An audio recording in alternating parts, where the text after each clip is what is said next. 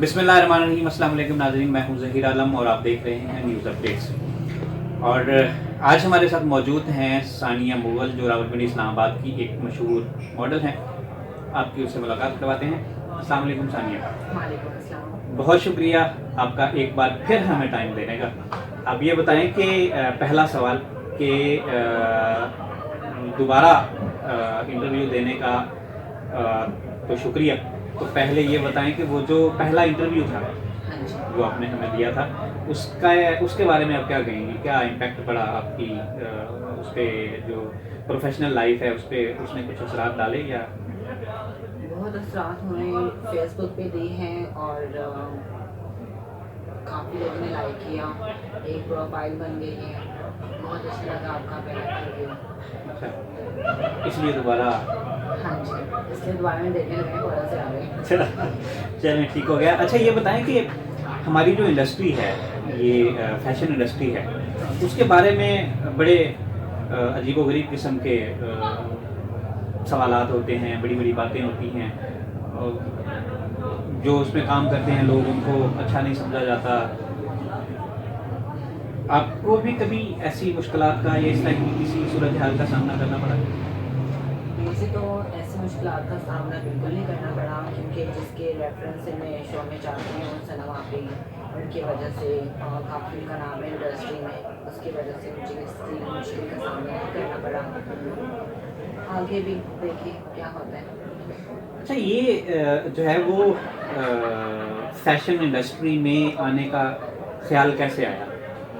जैसे आपको मैंने पहले इंटरव्यू में बताया था कि मुझे बचपन से शौक था कि मैं मॉडल बनूँ, और आज मुझे अपनी कामयाबी नजर आ रही है, जैसे जैसे ऊपर जा रही हूँ। ऊपर जा रही हैं? जैसे मतलब जैसे ऊपर जा रही हैं? इंडस्ट्री में। अच्छा, इंडस्ट्री में ऊपर जा रही हैं। नहीं, मेरा मकसद ये है कहने का कि जो है वो किसी को देख के ही शौक पैदा होता है ना। हाँ, वो मैंने एक फैशन मूवी देखी थी इंडिया की, अच्छा। जिसमें प्रियंका वॉक कर रही थी। तो उस फिल्म को देख के ना मुझे काफ़ी शौक चला कि मुझे भी मॉडल बनना चाहिए। तो उसके बाद फिर आप मॉडलिंग में आ गए। हाँ, तो कितना अर्सा हो गया इस शोबे में आप? तकरीबन मुझे हो गए 1.5 साल हो गए। 1.5 साल हो गए। हाँ जी। Is there any problem?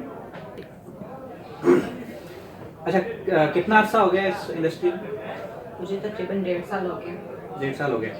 इस 1.5 साल के दौरान क्या काम किया? इस 1.5 साल के दौरान 3-4 शो किए हैं, और अच्छा। एक को फोटो शूट करवाया है, और एक दूसरा इंटरव्यू आपके अच्छा, साथ। इंटरव्यू का ये भी उस प्रोफाइल में शामिल हो गए। हाँ जी। अच्छा ये जो है वो आपके जो घर वाले हैं, कभी इस आपके प्रोफेशन के बारे में कभी एतराज़ नहीं किया उन्होंने? स्टार्टिंग में किया था, उसके बाद फिर कहा कि अब तुम ढीठ हो, तुमने करना ही करना है, तो लिहाजा हमारा मतलब हमारी नाक ना कटवाना, इज्जत से जो काम हुआ वो करना। अच्छा, तो अगर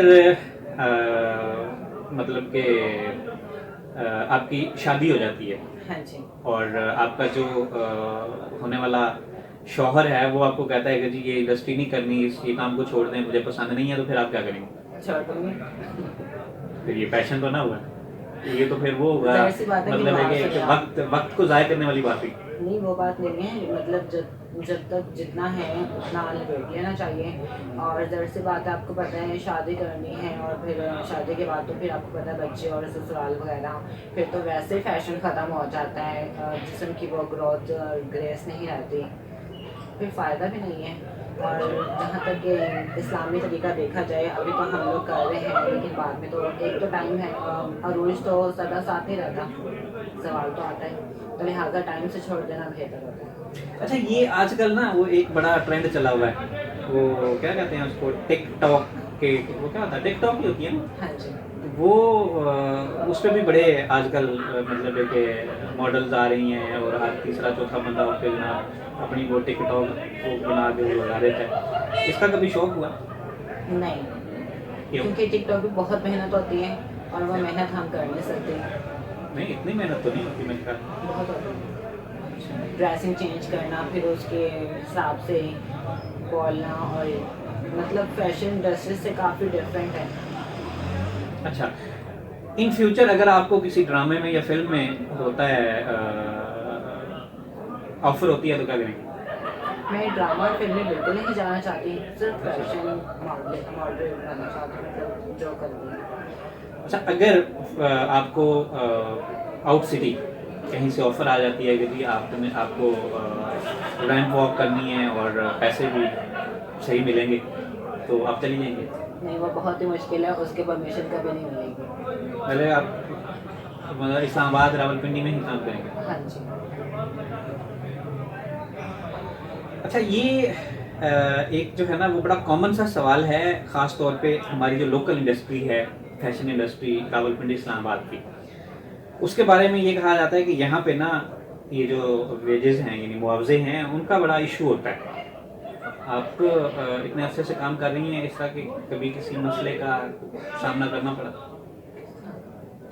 ये जो पैसे मिलते हैं, ये काम के पैसे नहीं देते या ऐसा? हाँ, ये तो है, किसी बड़े आप शो में चले जाएं, अगर आप पेमेंट नहीं ले रहे हैं तो वो आपको फ़ौरन सेलेक्ट कर लेंगे, और अगर आप डिमांड कर रहे हैं पेमेंट की तो वो कहेंगे नहीं, आप ये नुक्से, आप में आपका पेट नज़र आ रहा है, आपकी गाल ज़्यादा है, अब कुदरती जिस्म कैसे कम करें बंदा। फिर इस तरह से जिम लगा के भी हड्डियाँ निकल आ जाती हैं। ये लोग कहते हैं कि हमारा ड्रेस नज़र आए, मॉडल ना नज़र आए। तो ये अक्सर ये भी होता है कि जो पैसे तय होते हैं शो से पहले उतने नहीं मिलते।